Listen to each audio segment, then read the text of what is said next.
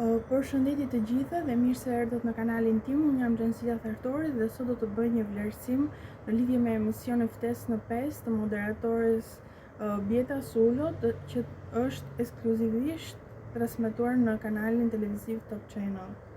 Qëndroni me mua për një analizë të plotë dhe të sinqertë të Ftesë në 5.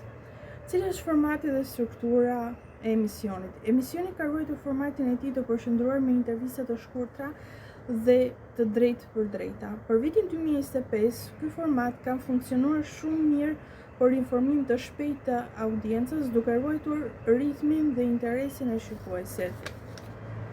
Performanca e operatores.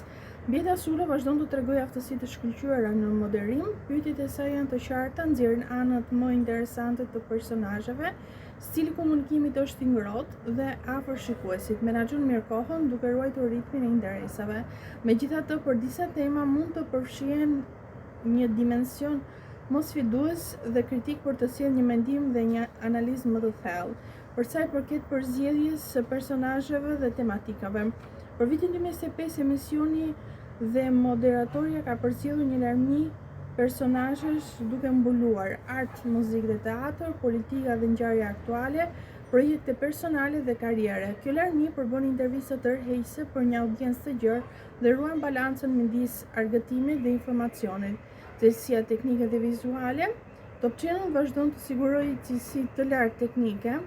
Ambiente dhe muzika studio janë të përshtatura duke bërë që intervistat të jenë të qarta dhe të këndshme për shikuesit.